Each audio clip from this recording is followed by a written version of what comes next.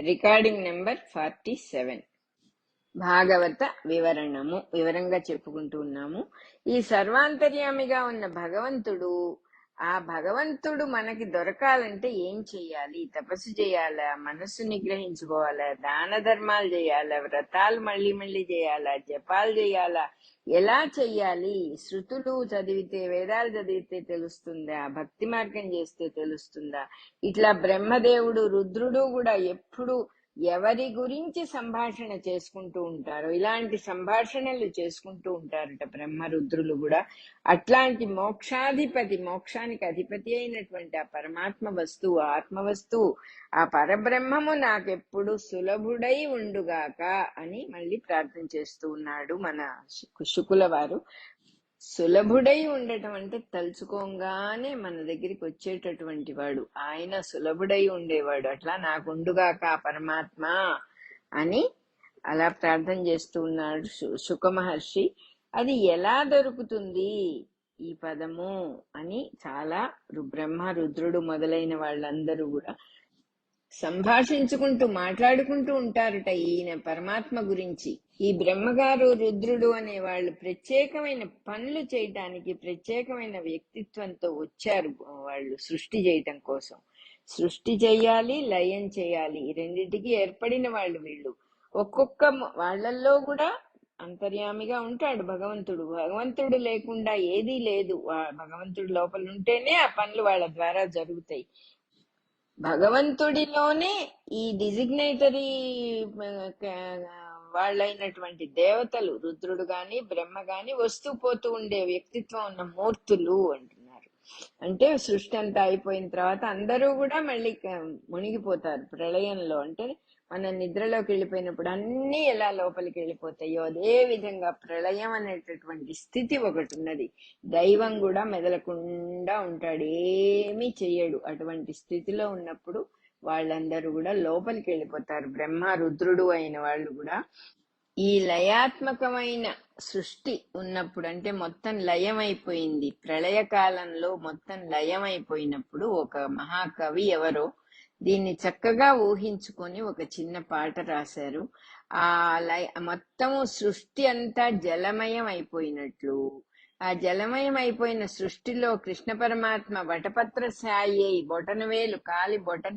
బొటనవేలు నోట్లో వేసుకొని, అంటే దానికి అర్థం ఏంటంటే ఒక సర్కిల్ ఏర్పడింది. ఒక గింజని తనలో, ఒక గింజలాగా సృష్టి మొత్తాన్ని తనలో దాచిపెట్టుకొని మళ్ళీ ప్రళయకాలం అయిపోయిన తర్వాత బయటికి తీసుకొస్తాడని ఒక అర్థము. ఆ సర్కిల్ అనేటటువంటిది దానికి ఒక ఇది మొదలు ఇది చివర, బిగినింగ్ ఉండదు ఎండ్ ఉండదు కాబట్టి పూర్ణస్వరూపుడని ఇంకొక అర్థము. ఆ పూర్ణత్వానికి ఆ కాలి బొటన వేలు నోట్లో పెట్టుకోవటం ద్వారా ఒక సర్కిల్ ఏర్పడటాన్ని భగవత్ స్వరూపంగా ఇక్కడ చెప్తారు. ఆయన ఒక పాట రాశారు. ఆ పాట నాకు చాలా ఇష్టం. శ్రోతలేమి అనుకోకపోతే నాకు ఇప్పుడు ఆ పాట పాడాలని అనుకుంటున్నాను నేను. మా కోడలు, పెద్ద కోడలైన మల్లాది పార్వతి నాకు ఆ పాట నేర్పించింది. ఒంటిగా ఉయ్యాలలుగితివా నా చిన్ని కృష్ణ, ఒంటిగా ఉయ్యాలలుగితివా నా చిన్ని కృష్ణ, జంటగా నన్ను పిలువా తగదోయి, జంటగా నన్ను పిలువా తగదోయి, ఒంటిగా ఉయ్యాలలుగితివా నా చిన్ని కృష్ణ,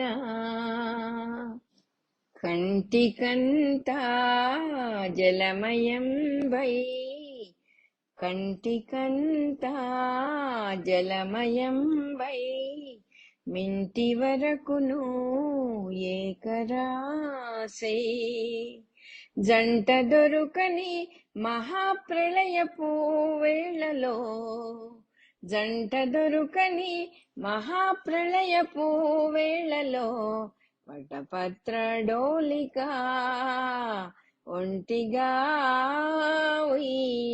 ఉయ్యాలలుగితివా నా చిన్ని కృష్ణ జంటగా నన్ను పిలువా తగదోయి, జంటగా నన్ను పిలువా తగదోయి. జగములన్నీయు కాలయోనిని మొగములెరుగక నిదురబోవగా. జగములన్నీయు కాలయోనిని మొగములెరుగక నిదురబోవగా.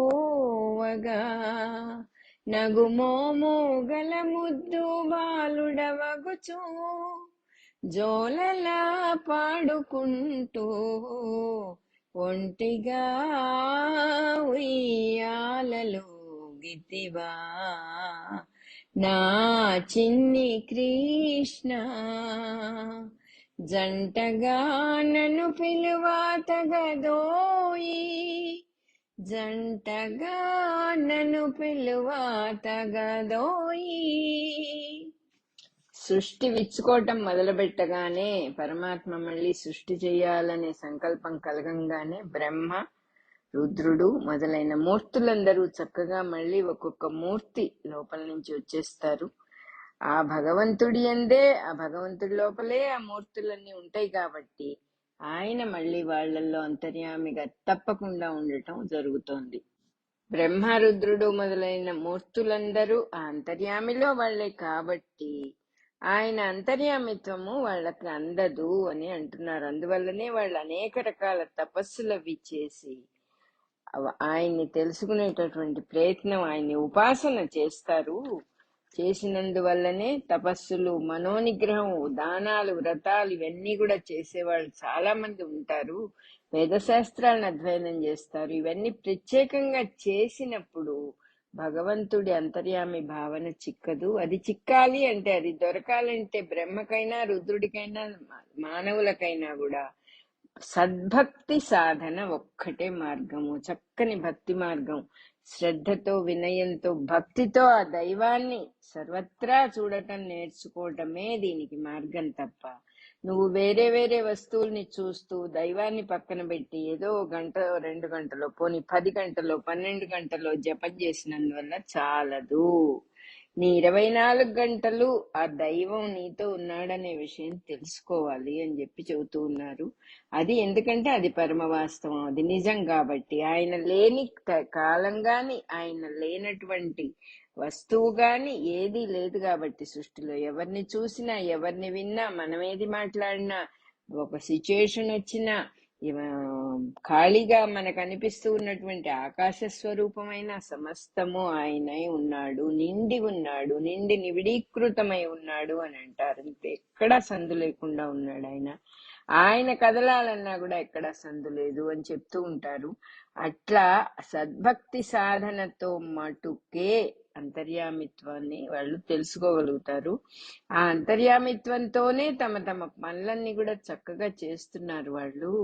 అందువల్ల అందరు మూర్తులు, అందరు దేవతలు ఆ అంతర్యామిలోనే ఉన్నారు కాబట్టి ఏ దేవతను పూజించినా కూడా అది అంతర్యామికే అందుతుంది. కాకపోతే ఏంటంటే, ఏ దేవతని పూజించినా మనకు కూడా అంతర్యామి భావన గనక ఉన్నట్లయితే, చక్కగా ఆ భావనతో ఏ దేవతను పూజించిన, తండ్రి నువ్వు వేరే, గణపతి వేరు, లక్ష్మీదేవి వేరు, విష్ణుమూర్తి వేరు అని కాదు, అంతా ఒకే దైవం గదా, సర్వత్రా ఉన్నది ఒకే దైవం గదా, అంతర్యామిలోనే సర్వము ఉన్నది గదా అనే భావంతో పూజ గనక చేస్తే, ఒక్కడనే పూజించటం అనేటటువంటి చక్కటి విష్ణు పదము అనేటటువంటి మోక్ష స్థితి దొరుకుతుంది. అట్లా పూజ చేయటం చేతైన వాళ్ళకంటే, దైవాల్ని పూజించేటప్పుడు ఈయనకు పూజ చేస్తే ఆయనకు కోపం వస్తుందేమో, ఆవిడకు పూజ చేస్తే ఈయనకు కోపం వస్తుందేమో, ఈ సమస్యలు ఏమీ ఉండవు. ఉన్నవాడు ఒక్కటే అనే జ్ఞానం మనకు కనుకుంటే ఎవరిని పూజ చేసినా అందుకునేవాడు ఒక్కడే అనే విషయం చక్కగా మనకు తెలుస్తుంది అంటున్నారు. ఆ విషయం తెలిసి పూజ చేసినప్పుడు విష్ణు పదమే దొరుకుతుంది, వేరే రెండోది మూడోది కాదు. విష్ణు పదం సాక్షాత్తు మోక్ష స్థితే దొరుకుతుంది. శ్రీమన్నారాయణుడు ఒక్కడే లక్ష్మీపతిగా, యజ్ఞాలన్నిటికీనూ అధిపతిగా, ప్రజాపతిగా, బుద్ధికి కూడా అధిపతిగా, మొత్తం మొత్తం జగత్తుకి అంతటికి అధిపతిగా, భూమికి అధిపతిగా, అధిపతిగా అంటే ఒక రాజుగా, ఒక హెడ్ ఆఫ్ ద డిపార్ట్మెంట్, ఆయన తప్ప ఎవ్వరూ లేరు. యాదవ సంఘాలకి కూడా అధిపతిగా కనపడి అందరికీ ఆయనే గతి అవుతున్నాడు. గతి అంటే ఆయన తప్ప చిట్ట చివరికి మనని రక్షించే వాళ్ళు ఎవరు లేరు అనేటటువంటిది. ఎక్కడికి ఎవరు వెళ్ళినా ఆయనలోనే వెళ్ళాలి, ఆయనే గురి మొత్తం చివరికి. అటువంటి లక్ష్మీపతిని నేను భజించదను, నేను అటువంటి లక్ష్మీపతికి నేను నమస్కారం చేస్తున్నాను అని అంటూ ఉన్నారు ఇక్కడ శుక మహర్షి. లక్ష్మీదేవేమో ఆ నారాయణమూర్తిని, ఆ శ్రీమన్నారాయణుణ్ణి తన భర్తగా కొలుస్తూ ఉంటుందిట. యజ్ఞాలు చేసే వాళ్ళందరూ కూడా యజ్ఞమూర్తిగా ఆయన్ని దర్శనం చేసుకుంటారు. అదే విధంగా ఏ పనులు చేసే వాళ్ళు ఆ దృష్టితో ఆ కార్యరూపంలో భగవంతుణ్ణి దర్శిస్తారుట. వ్యాసుడు, శుకయోగి శ్రీకృష్ణ పరమాత్మగా దర్శించారుట. సర్వకాలాల్లోనూ సంసార జీవులు వాళ్ళ వాళ్ళ మార్గాలకు సంబంధించిన వానిగా దర్శించాలి. తాము ఏ పని చేసినా ఇది పరమాత్మ అనేది మర్చిపోకూడదు. సంసార జీవులు ఏం చేయాలో ఇక్కడ చెబుతున్నారు. సంసార జీవులు అంటే మనమే. ఒక కుటుంబం అంటూ పెట్టుకొని ఆ బాధ్యతలన్నీ నిర్వర్తిస్తూ ఉండే వాళ్లే సంసార జీవులు. బాధ్యతలు నిర్వర్తించేటప్పుడు, పిల్లల్ని చూసేటప్పుడు, పెద్దవాళ్ళని చూసేటప్పుడు, వచ్చిన అతిథుల్ని చూసేటప్పుడు ఎప్పుడైనా సరే ఇది స్వామి కార్యమే కదా, పరమాత్మే కదా ఇక్కడ సర్వత్రా ఉన్నాడు అనే విషయం మర్చిపోకుండా అలా దర్శిస్తూ ఉండాలి. ఏ పనులు చేసేవాళ్ళు ఆయా కార్యసిద్ధి రూపంలో భగవంతుని దర్శించటం అనేది చక్కటి పద్ధతి. సర్వకాలాల్లోనూ వాళ్ళ వాళ్ళ మార్గాలకు సంబంధించిన వాడుగా పరమాత్మను దర్శించాలి. ఉదాహరణకి ఉత్తమ గృహిణి తన భర్తగా దర్శించాలి ఆ పరమాత్మని. ఇంకంతే, ఆవిడకి ఇంకేం అక్కర్లే. భర్తగా దర్శించటం అంటే ఏమిటి ఇక్కడ, ఇది చక్కగా వివరంగా చెప్పుకోవాలి. మనకు అనేక పతివ్రతల కథలు, సినిమాలు చాలా రకాలు మనం విన్నాము, చూసాము సినిమాల రూపంలో. పతివ్రత అనే మాటకు అర్థం ఏంటంటే సర్వత్రా దైవాన్ని చూస్తుంది, భర్తలో కూడా దైవాన్ని చూస్తుంది అని. అంతేగాని భర్తను మటుకు దైవంగా కొలిచి మిగతా వాళ్ళందరినీ దైవంగా చూడదు అని కాదు. ఆవిడకి అవగాహన అయింది దైవం ఎక్కడుంటాడు, తన భర్తలో చూసినందువల్ల ఇహము పరము రెండు కూడా సిద్ధిస్తాయి అని తెలిసిన తెలివిగల చక్కని గృహిణి ఆవిడ. తెలివి అని ఎందుకు చెప్పాల్సి వచ్చిందంటే, మనం ఇప్పుడు ఈ సంసారాల్లో భర్తని మటుకు పక్కన పెట్టి మిగతా వాళ్ళందరినీ నెత్తిన పెట్టుకొని, మిగతా everybody is important more than husband, my husband or my wife. అది మన పరిస్థితి. దానివల్ల ఏమవుతుంది, సంసారం ఇహములో ఇక్కడ ఈ జీవితం పాడు చేసుకుంటూ ఉన్నాం. ఎవరికి దానివల్ల లాభం వస్తుంది? మన ఇంట్లో మన తోడుగా ఉన్న ఒక మనిషిని మనం పక్కన పెట్టడం అనేది ఏం తెలివి? దాన్ని తెలివి అన్నారు. రెవల్యూషన్ అని, ఆహా మహిళా సంఘాలని, ఆడవాళ్లకి చాలా స్వాతంత్ర్యం ఇచ్చావని. ఆడవాళ్లకు స్వాతంత్ర్యం ఇస్తే మగవాళ్ళని కింద దొక్కటం అని కాదు, మగవాళ్లకు స్వాతంత్ర్యం ఇస్తే ఆడవాళ్ళని అణగదొక్కటం అని కాదు. అసలు కొంచెం విశాల దృష్టి కలిగి మానవత్వమే, అంత ఆడేమిటి మగేమిటి అందరూ మనుషులే కదా, మానవత్వంగా ఉండటం, తన భర్తని తన భార్యని భగవత్ స్వరూపంగా దర్శించినప్పుడు అంతకంటే ఇంకా ఈ కుటుంబంలో సుఖం అనేది వేరే ఏ రకంగానూ రాదు. భర్తని దైవంగా దర్శించటము అనే మాటకి న్యాయంగా అర్థం ఏంటంటే, మనం ఎంతో మందిని ఎన్నో రకాలుగా గౌరవిస్తాం. మన తండ్రి గారు వస్తారు, గురువు గారు వస్తారు, వాళ్ళని ఎంతో గౌరవిస్తాం. భర్తకు కూడా కొంచెం గౌరవం ఇవ్వడంలో ఏ రకమైనటువంటి తప్పు లేదు. గౌరవించినందువల్ల, అవతల మనిషిని ఆమోదించినందువల్ల ఆయనకి సుఖం వస్తుందో రాదో అది వేరే విషయం, మనకి చాలా సుఖం వస్తుంది. అది చేసి చూస్తే గానీ తెలియదు. ఆమోద ముద్ర, సమ్మతము అనేటటువంటిది చాలా సుఖాన్ని ఇస్తుంది మనకే, అవతల వాళ్ళకి కాదు. ప్రతి వాళ్ళని రెసిస్ట్ చేసుకుంటూ వాడు బాగుండలేదు, వీడు బాగుండలేదు, మా ఆయన ఎప్పుడు ఇంతే, మా ఆవిడ ఎప్పుడు ఇంతే, ఇట్లాంటివి అనుకున్నందువల్ల బాధ కలిగేది మనకే. మంచి భావాలు ఉంటే మనకి సుఖం వస్తుంది. ఇటువంటి రెవల్యూషన్ అనే పేరుతోనో లేకపోతే ఆదర్శం అనే పేరుతోనో మనల్ని మనం గుచ్చుకోవటమే, ఇంతకంటే ఏమీ లేదు. అందుకని చక్కగా చెబుతున్నారు, ఉత్తమ గృహిణి తన భర్తగా దర్శించాలి, పిల్లలు తమ తండ్రిగా దర్శించాలి. తండ్రి ఏమిటి అసలు? వాడు అనవసరంగా పుట్టించాడు నన్ను అనే కాలం వచ్చేసింది ఇప్పుడు. కలికాలం అని అందుకే అంటారు. బుద్ధిమంతులు తమ బుద్ధికి అధిపతిగా దర్శించాలట పరమాత్మని. తమ బుద్ధికి ఎవరు హెడ్, ఎవరు ఆ పతి? ఆ ప్రభువే. ప్రజలేమో ప్రభువుగా దర్శించాలి. ఎవరైతే రాజుగారుగా ఉన్నాడో ఆ రాజులో సాక్షాత్ ఆ విష్ణుమూర్తినే దర్శించాలి ప్రజలు. అప్పుడే ఆ మర్యాద, గౌరవము, ఆ సమ్మతము, తర్వాత నువ్వు ఎవరిని చూస్తే వాళ్లే కనబడతారని అనేక సార్లు చెప్పుకున్నావు. నువ్వు విష్ణుమూర్తిగా ఆ రాజుగారిని చూసినప్పుడు అక్కడ విష్ణుమూర్తే నీకు రెస్పాండ్ అవుతాడు. అదే విధంగా భర్తలో భార్యలో విష్ణుమూర్తిని చూసినప్పుడు విష్ణుమూర్తే రెస్పాండ్ అవుతాడు. భార్యను చూసినప్పుడు భార్య రెస్పాండ్ ఎలా చక్కగా అవుతుందో ఆ రకంగా విష్ణుమూర్తిని చూసినప్పుడు విష్ణుమూర్తి రెస్పాండ్ అయితే నీ జీవితం ఎలా ఉంటుందో అప్పుడు గాని తెలియదు. చేసి చూస్తే గాని తెలియదు. ఇది చేసి చూడవలసిన విషయం. రుచి చూస్తేనే రుచి తెలుస్తుంది, నోట్లో వేసుకుంటేనే తెలుస్తుంది. ఎన్ని గొప్ప గొప్ప రీసెర్చ్లు చేసిన పిహెచ్డీలు ఇచ్చినా తెలియదు. అది నోట్లో వేసుకున్నప్పుడే దాని రుచి తెలిసినట్టుగా చేసి చూస్తేనే తెలుస్తుంది. అందరూ తన చుట్టూ ఉన్న జగత్తులో అందరి జీవుల్లోనూ అంతర్యామిగా ఉన్నవాడు ఆ పరమాత్మే. మొత్తం జీవులందరూ అంతర్యామిలోనే ఉన్నారు కదా, వేరే ఎక్కడా బయట లేరు కదా అనే మాట మర్చిపోకూడదు మనము. ఏ జీవిని చూసినా, జీవి అంటున్నారు ఇక్కడ, పురుగు పుట్ర సమస్తము దేన్ని చూసినా పరమాత్మ గుర్తుకు రావాలి మనకి అంటున్నారు. అందరూ ఎవళ్ళకి సంబంధించిన రూపంలో వాళ్ళకి కనిపించే నైపుణ్యం గలవాడు ఆ పరమాత్మ. నువ్వు ఎక్కడ చూస్తే అక్కడ కనపడతాడు. ఆయన సంగతి మనకి తెలియటం లేదు.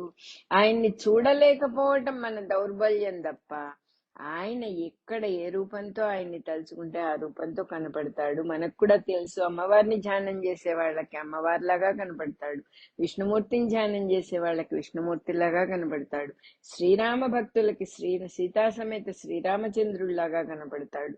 ఆ విషయం మనం ఎన్నో చోట్ల చదువుకున్నాం. కృష్ణ భక్తులకి మీరాబాయికి ఎప్పుడు ఆయన కృష్ణ పరమాత్మగానే దర్శనమిస్తూ ఉన్నాడు. ఆ రామకృష్ణ పరమహంసల వారికి కాళికాదేవిగానే దర్శనమిస్తూ ఉన్నారు. నువ్వు ఏ రూపంతో చూస్తే ఆ రూపంతో కనపడేవాడిని భర్తలో చూడటానికి నీకేమిటి సమస్య, భార్యలో చూడటానికి నీకేమిటి సమస్య? జీవితం ఎంత చక్కగా మారిపోతుంది. బిడ్డల్లో చూడటానికి సమస్య ఏమిటి, తల్లిదండ్రుల్లో చూడటానికి సమస్య ఏమిటి? కొంచెం ఉన్నవాడి ఉన్నట్టు దృష్టి మార్చుకోవడమే, నీ జీవితమే చక్కని సుఖమయం అయిపోతుంది అని చెప్పి చెబుతూ ఉన్నారు ఇక్కడ. కేవలం ఆ రూపాల్ని, వాళ్లతో గల సంబంధాల్ని మాత్రమే చూస్తూ ఉన్నప్పుడు సంసార బద్ధులైపోయి చాలా దుఃఖపడుతూ ఉంటారు.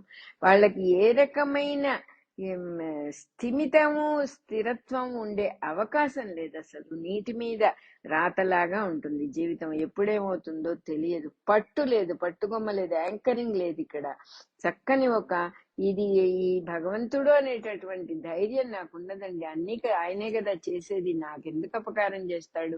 అసలు ఎక్కడ చెదరని స్థిరత్వం, ధైర్యం రానే రావు సంసార జీవులకి. ఆ పరమాత్మే ఉన్నాడు, ఉన్నవాడు ఒక్కడే, వాడు అందరినీ రక్షిస్తాడు అనే భావం ఉంటే కానీ, ఆ దైవాన్ని చూడటం నేర్చుకుంటే కానీ ఆ ధైర్యం రాదు. ఆ ధైర్యం వచ్చినప్పుడు అన్ని చక్కగా అవుతాయి న్యాయంగా.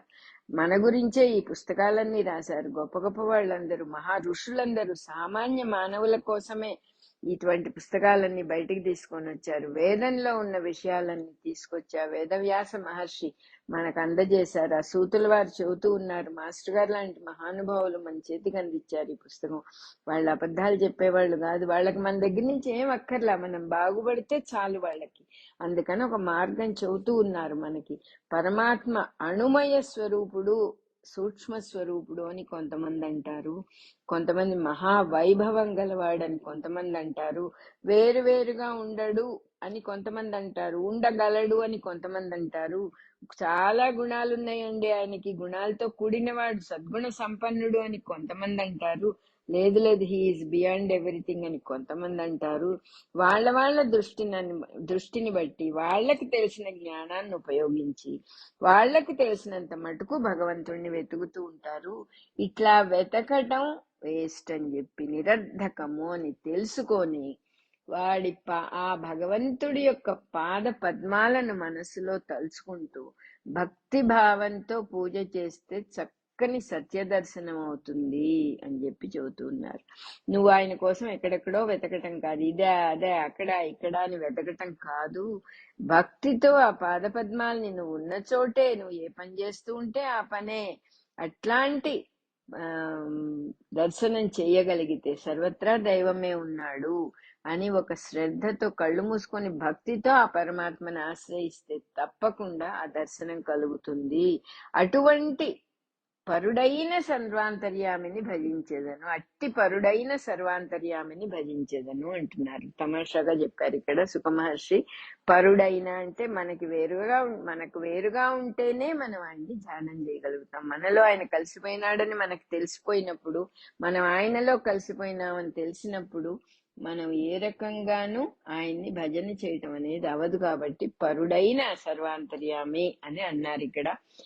ఇక్కడ ఒక విషయం చెప్పాలి. నాకు మంత్రం ఇచ్చిన గురువు గారిని నేను ఒకసారి అడిగాను, తపస్సు అంటే ఏమిటి అని అడిగాను. ఆయన ఏం చెప్పారంటే, నువ్వు ఏ పని చేస్తూ ఉన్నా కూడా దైవాన్ని వదలకుండా అన్నిటికీ ఆ దైవమే కారకుడు అనే భావంతో పని చేసుకుంటూ వెళ్ళిపోవటమే తపస్సు, ఆయన మీద మనస్సు పెట్టడమే తపస్సు అని చెప్పి చాలా తేలికగా చెప్పారు. మనమేమో తపస్సులంటే ఎక్కడికో పోవాలి, ముక్కు మూసు కూర్చోవాలి, అడవుల్లో ఉండాలి, అన్న నీళ్లు లేకుండా ఇలా అంతా అనుకుంటాం. మహానుభావులైన వాళ్ళు మనకి చేతిలో హస్తామలకము అంటారు, చేతిలో అరిచేతిలో ఉసిరికాయ ఉంటే ఎంత తేలికగా కనపడుతుందో, వెరీ క్లియర్. ఇదేం అర్థం కావట్లేదండి నాకు అనే మాటే లేదు, నా అరిచేతిలో ఉసిరికాయ ఉంది అని తెలిసిపోతుంది. అట్లా హస్తామలకం లాగా ఒలిచిన అరటి పండు నోట్లో పెట్టినట్టుగా ఆ మహానుభావులు పెద్దవాళ్ళందరూ మనకు అటువంటి మార్గాలు ఎన్నో చూపించారు. మనం అందుకోవటమే ఆలస్యం.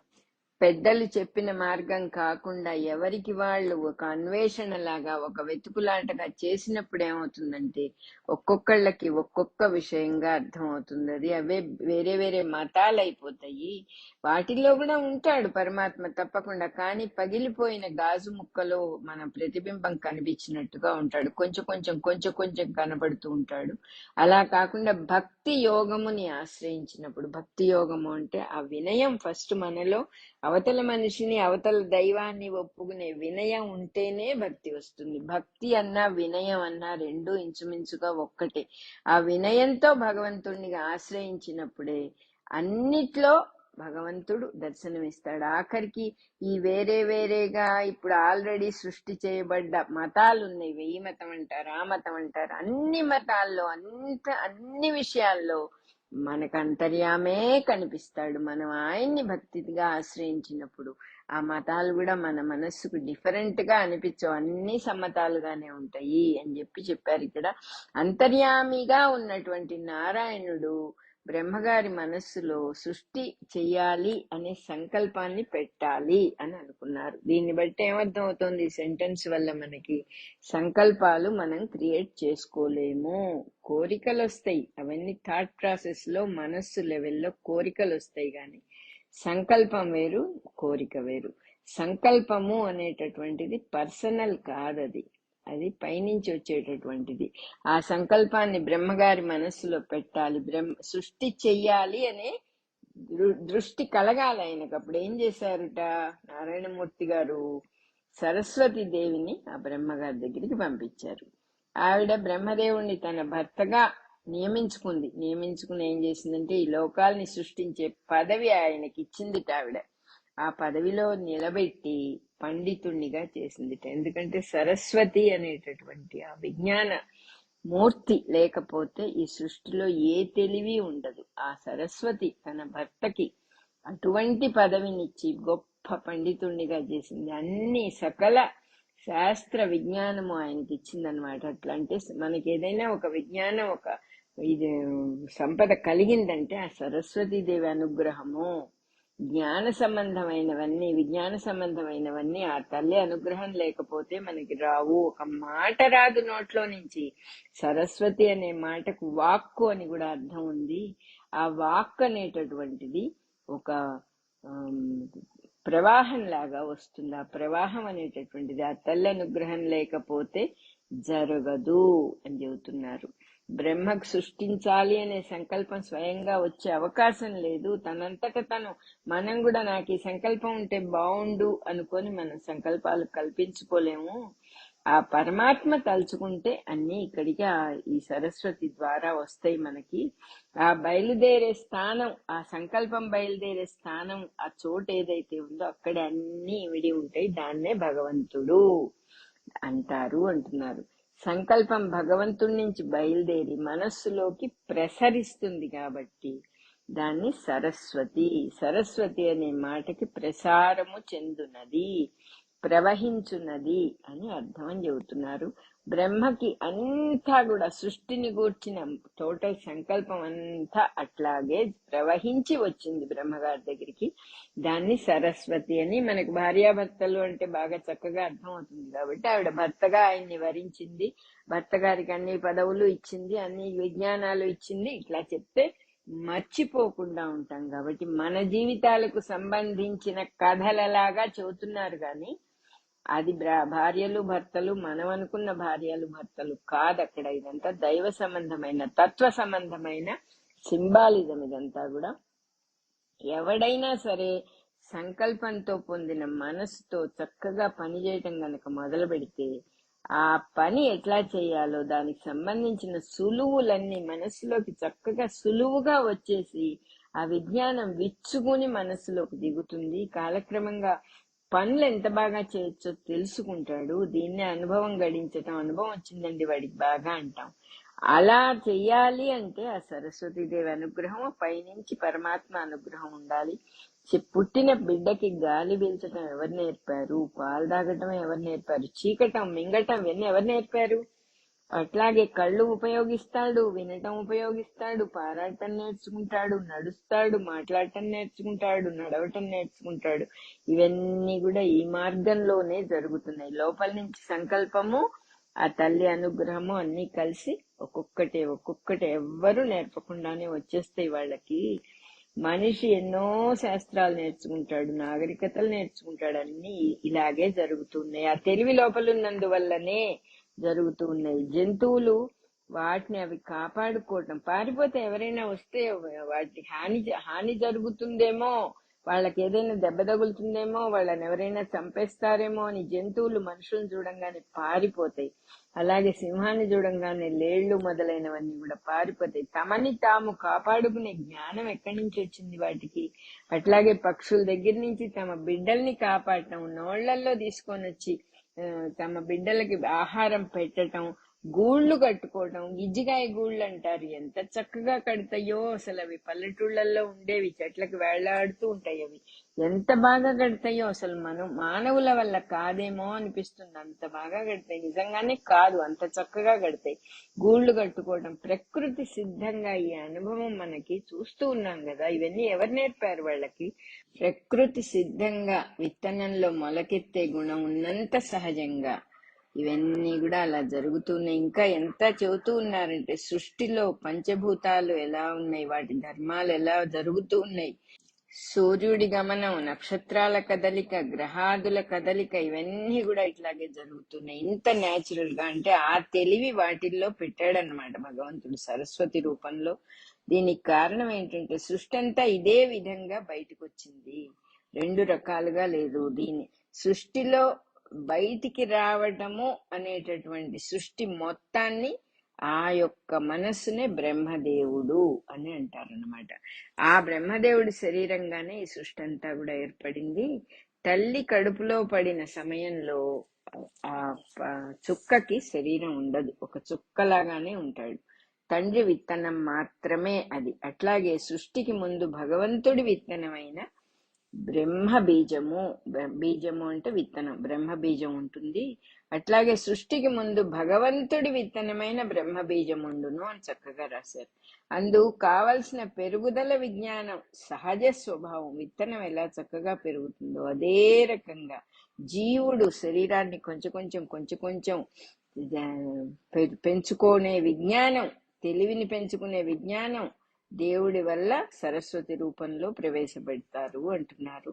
ఈ సరస్వతీదేవి సహాయంతోనే బ్రహ్మ నుంచి సృష్టి అంతా కూడా బయటికి మనం ఉచ్చరించే వాక్కులాగా అంటున్నారు. ఎంత న్యాచురల్ గా సృష్టి వస్తుందో చెప్తూ ఉన్నారు. మనం ఒక మాట మాట్లాడినప్పుడు మన లోపల నుంచి బయటికి శబ్ద రూపంలో ఆ సరస్వతీదేవి వస్తుందిట. అదే రకంగా వాక్కు అంటే సరస్వతి, సాక్షాత్తు ఆ సరస్వతీదేవి ఆ వాక్కులాగా బ్రహ్మగారి నుంచి ఒక ఉచ్చారణ లాగా, ఒక అట్టరింగ్ లాగా వస్తుంది. సృష్టి అంతా కూడా బయటకు వచ్చి వృద్ధి చెందుతూ ఉంటుంది. ఒక చుక్కలాగా వచ్చినటువంటి పిల్లవాడు శరీరం ధరించి పెద్దవాడై వాడింకా శరీరం పెరిగి, ఇదంతా కూడా ఎవరు చేసినందువల్ల అవుతోంది. నువ్వు ఆహారం ఎక్కువ తిన్నా తక్కువ తిన్నా పెరుగుదల అనేటటువంటిది న్యాయంగా ఎవరి చేతిలోనూ కూడా లేదు, లేని విషయం. ఎందుకంటే అనేక రకాల మంది ఉన్నారు, తినేవాళ్ళు ఉన్నారు, తినని వాళ్ళు ఉన్నారు, రోజుకు ఒక పూటే తినేవాళ్ళు ఉన్నారు, వాళ్ళ అలవాటే అది. అట్లాంటిది మరి అందరూ పెరుగుతూనే ఉన్నారు కదా, ఆరోగ్యంగా ఉండటం లేదండి ఇలాంటి భోజనం వల్ల. ఇవన్నీ మన కాన్సెప్ట్స్ తప్ప పెరుగుదల, మనిషి యొక్క పెరుగుదల, శరీరం పెరుగుదల అనేది ఎక్కడ ఎవరి చేతుల్లోనూ ఉన్న విషయం కాదు నిజానికి. అట్లాగే శబ్దము అర్థము లాగా ద్రవ్యము ప్రాణము ఇవి రెండు ఏర్పడతాయి. మనకి ఫిజికల్ బాడీ, దాంతో పాటు ప్రాణం. శబ్దానికి అర్థానికి ఎలాగైతే ఒకటిగా ఉంటాయో ఆ రకంగా ఇవి రెండు కూడా ఏర్పడతాయి. దీన్ని బట్టే మన మనస్సు, మన బుద్ధుల ద్వారంలో, మన మనస్సులో బుద్ధి ద్వారంలో సంకల్పాలు వచ్చి దిగుతూ ఉంటాయి. మనం ఏం చెయ్యాలి అనే ప్రేరణ, మన బుద్ధుల్ని ఏదైతే ప్రేరేపిస్తోందో ఆ ప్రేరణనే భగవంతుడు అనే వెలుగు అని చెప్తారు. ఈ అర్థాన్ని క్లియర్ గా మనకి చెప్పే మంత్రాన్ని గాయత్రి మంత్రము అంటారు. కాబట్టి భాగవతం గాయత్రి మంత్రం తాలూకు రహస్యము అని బిగినింగ్ లో చెప్పారు ఇక్కడ అంటున్నారు. బ్రహ్మను జన్మమెత్తుతూ ఉన్న జీవిగా భావిస్తే, అంటే బ్రహ్మగారి పుట్టుకగా భావించినప్పుడు ప్రథమ స్కంధంలో తల్లి కడుపులో ఉన్న మొట్టమొదటి నెలలో జరిగే వృత్తాంతం అంతటితో సరిపోతుంది, మ్యాచ్ అవుతుంది చక్కగా అంటున్నారు.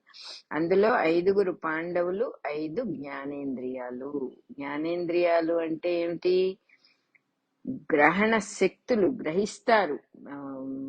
పంచేంద్రియాల్లో జ్ఞానేంద్రియాలు 5, కర్మేంద్రియాలు 5, పనిచేసేవి చేతులు కాళ్ళు మొదలైనవి 5.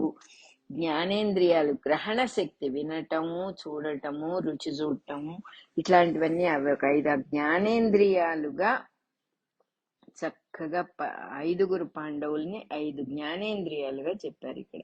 అంటే సింబాలిజం పూర్తిగా చెబుతున్నారు. ద్రౌపదీదేవి సంకల్పము అనేటటువంటి శక్తి అన్నమాట. విదురుడు అనేటటువంటి ఆయన భారతంలో ధర్మమూర్తి, సాక్షాత్తు యమధర్మరాజు అంశగా వచ్చిన వివేకము, విజ్డమే ఆయన స్వరూపం, వేరే ఇంకేం లేదు. ధృతరాష్ట్రుడు గుడ్డివాడు అన్నారు, మమకారము, నాది నేను అనే మాట వచ్చిందా మనం బయాస్డ్ అయిపోతాం, గుడ్డివాడం అయిపోతాం. దానికి సింబాలిజం ధృతరాష్ట్రుడు గుడ్డివాడు అని చెప్పారు. నారద మహర్షి బ్రహ్మజ్ఞానానికి సింబాలిజం. వ్యాసుల వారు మోక్షములో ఉన్న సంకల్ప శక్తి, సంకల్పమే వ్యాసుల వారు, మోక్ష సంకల్పమే వ్యాసుల వారు. అంటే ఆయన ద్వారా వచ్చిన వేదాలవన్నీ కూడా సంకల్ప రూపంలోనే వచ్చినాయి కాబట్టి అది ఆయన స్వరూపం అంటున్నారు. వీళ్ళందరూ శరీరం నిర్మాణం చేయటం కోసమని తల్లి గర్భంలో లీనమైపోతారు. మొట్టమొదటి నెలలో జరుగుతుంది కాబట్టి ఇదంతా. పాండవాదుల నిర్యాణం మొట్టమొదటి స్కంధంలో చెప్పారు. పాండవులందరూ పోవటం, వాళ్ళు మహాప్రస్థానానికి వెళ్ళటం అనేది ఫస్ట్ స్కంధంలో చెప్పారు. ఎందుకంటే ఏ జీవైనా గర్భంలోకి రాగానే దైవ ప్రజ్ఞ పోయి జీవ ప్రజ్ఞ వస్తుంది. దాన్ని ఆ దైవ ప్రజ్ఞ పోవటాన్ని కృష్ణ నిర్యాణం అని, పాండవ నిర్యాణం అని, పాండవులు పోవటం అని ఫస్ట్ స్కంధంలో ఇవన్నీ మొదటి నెలలో తల్లి కడుపులో జరిగేవే ఫస్ట్ చాప్టర్ లో చెప్పారు అని చెబుతూ ఉన్నారు. అంతేకాకుండా మనిషి పుట్టిన వాడికి, శరీరం ధరించిన వాడికి పుట్టటము, పోవటము, దుఃఖము, ఆ దుఃఖం వల్ల వైరాగ్యం, ఏమిటి జీవితం ఇట్లాగే ఉంటుంది కదా అని తెలియకుండానే ఒక వైరాగ్యం, ఇవన్నీ కలుగుతాయి.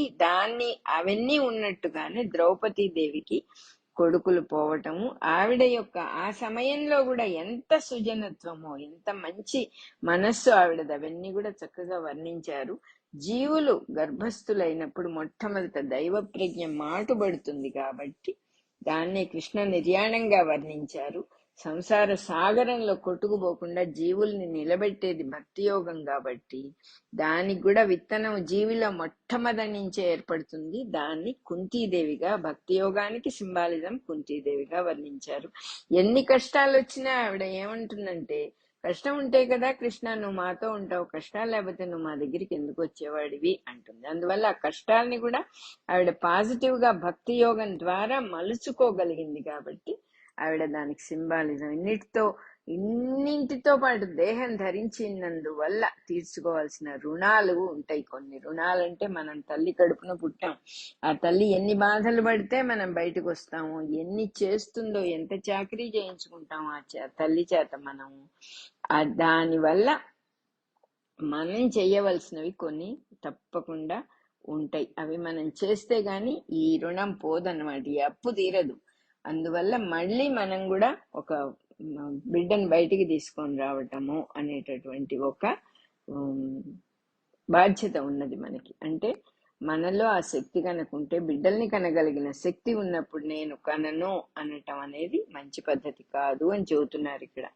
అదే ఉత్తర కథగా చెప్పారు ఇక్కడ. ఉత్తర అంటే ఉత్తర అనే మాటకి ఫ్యూచర్ అని అర్థం.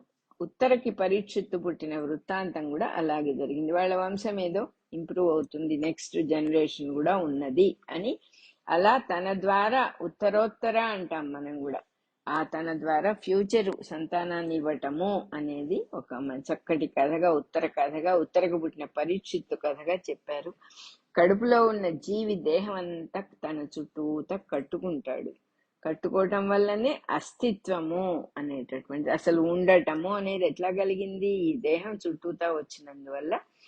తండ్రి నుంచి జీవి మనస్సుకి అదంతా జ్ఞానం అంతా దిగి వచ్చి పరిపూర్ణ దేహ రూపంగా అయిపోయింది. ఆ దిగి రావటాన్ని గర్భస్థుడైన కడుపులో ఉన్న పరీక్షిత్తుకి దర్శనమిచ్చిన వాసుదేవుడి రూపంగా, అంటే దిగి రావటం అంటే అవతరణము. వాసుదేవుడే కడుపులో దర్శనమిచ్చాడు పరీక్షిత్తుకి. అట్లా జీవి గర్భస్థుడు కడుపులో పడిన మొదటి నెలలో జరిగే విషయాలన్నీ ఫస్ట్ చాప్టర్ లో చక్కగా కథగా అమర్చి చెప్పారు. హృదయాన్ని ద్వారకగా పోల్చారు, శిరస్సు హస్తినాపురంగా వివరించారు. ఈ వివరం అంతా కూడా ప్రథమ స్కంధం 2వ సంపుటంలో ఉపోద్ఘాతంలో కూడా ఉన్నది అంటున్నారు. ఇంకో 2వ మాసంలో రాబోయే శరీర నిర్మాణం తాలూకు విజ్ఞానము, మనస్సు, బుద్ధి, ఇవన్నీ దళాలు ఒక మొగ్గకి ఎలాగైతే ఒక్కొక్క రెక్క విచ్చుకుంటాయో ఆ రకంగా పద్మాసనుడు, ఆయన పేరే ఆ మహానుభావుడైన బ్రహ్మదేవుడు పద్మంలో కూర్చొని ఉంటాడు. పద్మమే ఆసనంగా ఉన్నవాడు. ఆయన ఎలా అయితే పుట్టాడో జీవుని అహంకారం వృత్తాంతం లాగా తెలుపబడుతుంది. అంటే నేనున్నాను అనే ప్రజ్ఞ వచ్చింది. విజ్ఞానం అంతా మొగ్గగా ఉంటుంది ఆ ఇప్పుడే పుట్టిన జీవుడికి. ఆ జీవికి దర్శనం ఇవ్వదు ఆ మొగ్గ. కాబట్టి సృష్టి అంతా ఎట్లా జరగాలో తెలియని స్థితిలో బ్రహ్మగారు ఉంటాడు. అయినా కూడా మొగ్గలోనే విచ్చుకోబోయే సమస్తము అంతర్యామిగా లోపలగా ఉన్నది కాబట్టి దేవుడే మళ్ళీ సృష్టి సంకల్పాన్ని కలిగించాడు బ్రహ్మగారికి అని చెప్పారు ఇక్కడ. విచ్చుకోవటం అనేది మొగ్గలోనే సహజమైన శక్తి ఉన్నది. పువ్వు మొగ్గ వస్తే విచ్చుకోకుండా ఉండదు. అవి విచ్చుకోవటం అనేది ఏ మానవుడు చేయలేడు, దానంతట అది జరగవలసిందే. కాబట్టి నారాయణుడు బ్రహ్మ దగ్గరికి పంపించిన సరస్వతీదేవి అదన్నమాట. తల్లి గర్భంలో ఈ సృష్టి అంతా జరిగే మొత్తం అంతా కూడా బ్రహ్మాండం మొత్తం యొక్క సృష్టి క్రమానికి చిన్న సైజు బ్లూ ప్రింట్ లాంటిది అంటూ ఉన్నారు. మొత్తం సృష్టి అంతా ఎలా వస్తుందో తల్లి గర్భంలో జరిగేటటువంటి ఆ పిల్లవాడి మొత్తం శరీర నిర్మాణం మిగతావన్నీ కూడా ఒక్కొక్కటే వచ్చి చేరి పూర్ణత్వం, ఆ శిశువు, ఆ పిల్లవాడు పూర్ణంగా చక్కగా పెరగటం అనే ప్రాసెస్, ఈ సృష్టి బయటికి రావడం అనే ప్రాసెస్ రెండు ఒకటే, రెండు సేమ్ బ్లూ ప్రింట్స్ అని చెప్పి చెప్పారు ఇక్కడ. మన రికార్డింగ్ నెంబరు 47 అయిపోయింది.